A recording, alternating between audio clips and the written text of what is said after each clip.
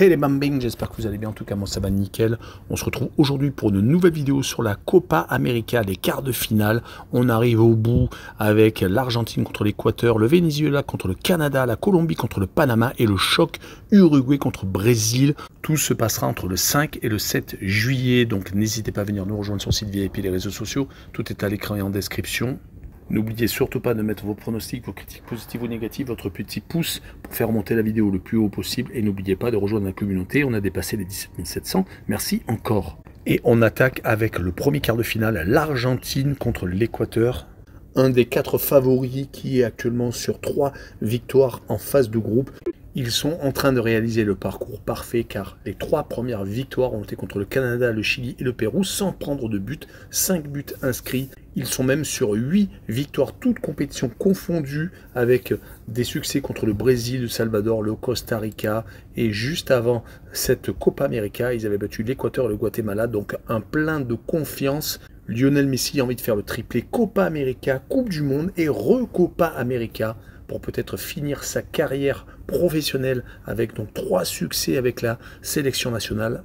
Et ils vont jouer contre l'Équateur qui avait perdu d'entrée de jeu contre le Venezuela alors qu'ils faisaient pour ma partie du favori de cette rencontre. Ils avaient pris un rouge rapidement et s'étaient donc inclinés. Ils ont réussi à se rattraper avec une victoire contre la Jamaïque et un 0-0 contre le Mexique qui leur a permis donc de se qualifier pour ces quarts de finale. Cela va être compliqué contre l'Argentine car quand on regarde leur dernière confrontation directe, c'est un seul match nul sur les 6 derniers matchs entre les deux formations.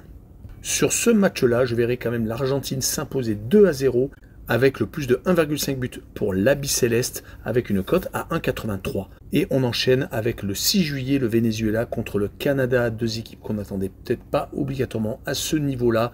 Le Canada, c'est historique et le Venezuela a fait le parcours parfait comme l'Argentine. Ils sont sortis avec 3 victoires. Le premier match, comme je l'ai dit un peu plus tôt, ils avaient réussi à s'imposer contre l'Équateur avec un rouge assez rapidement pour leurs adversaires, ce qui leur a permis donc de renverser la situation. Le Venezuela a enchaîné avec une victoire contre le Mexique 1-0 et un 3-0 contre la Jamaïque, qui leur permet donc d'espérer arriver en demi-finale, car le Canada n'est pas la meilleure équipe d'Amérique du Sud, donc ils ont tout à fait un espoir de se qualifier pour ces demi-finales. Lors des préparations pour la Copa América, ils avaient fait des matchs très sérieux contre l'Italie, ils avaient également perdu 1-0 contre la Colombie, qui fait partie également des favoris.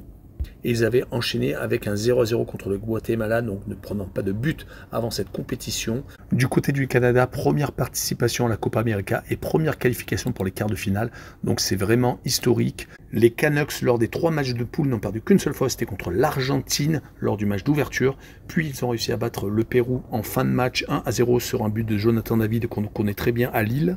Et ils ont réussi à se qualifier en arrachant un 0-0 contre le Chili lors du 3e match. Rappelons que lors de leur préparation, ils ont fait des grosses rencontres contre la France faisant 0-0, un bon petit résultat, et perdant 4-0 par contre les Pays-Bas. Mon pronostic sera tout de même une victoire du Venezuela 1-0 avec le moins de 2,5 buts sur le match et une cote à 1,56. Et on passe aux 2 matchs du 7 juillet avec d'abord la Colombie contre le Panama. La Colombie fait partie des favoris de cette Copa América. Ils ne peuvent plus se cacher derrière leurs petits doigts après le match nul contre le Brésil, un but partout, qui confirmait leurs 2 premiers matchs remportés assez facilement contre le Paraguay et le Costa Rica. Rappelons que lors de leur préparation, ils avaient été assez hallucinants, en remportant des matchs très intéressants contre la Roumanie, le Mexique et surtout 1-0 en Espagne.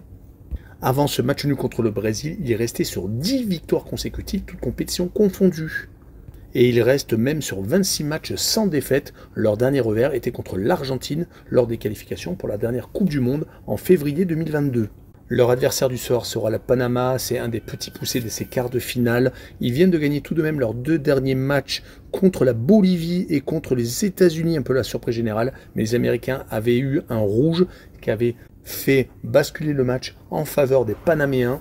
Le Panama avait attaqué la compétition avec une défaite 3-1 contre l'Uruguay, mais c'était plutôt logique. Ils avaient fait une préparation plutôt studieuse, gagnant des équipes comme la Guyane ou Montserrat, et ne perdant qu'un but à 0 contre le Paraguay, mais le Panama est donc en quart de finale.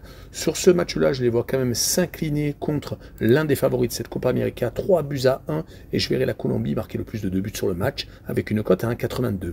Et on finira par le choc, l'Uruguay contre le Brésil. Deux formations qui vont déjà s'étriper, c'est une finale avant l'heure, mais pour moi, sur le match, l'Uruguay a peut-être un léger avantage, car les Uruguayens ont gagné leurs 3 matchs de poule et font partie des 3 équipes qui ont donc tout gagné, avec l'Uruguay qui a battu le Panama, la Bolivie et les États-Unis, marquant tout de même au passage à 9 reprises, ne prenant qu'un seul petit but.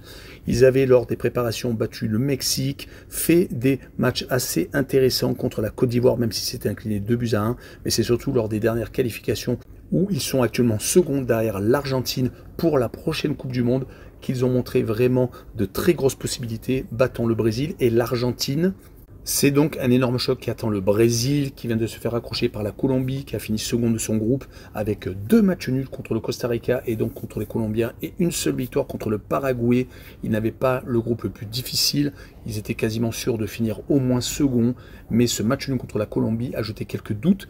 Pourtant, ils avaient fait des matchs amicaux plutôt intéressants, même s'il y a eu quelques signes d'alerte, comme le match nul contre les États-Unis, mais ils avaient par exemple réussi à faire 3 buts partout contre l'Espagne et gagner en Angleterre.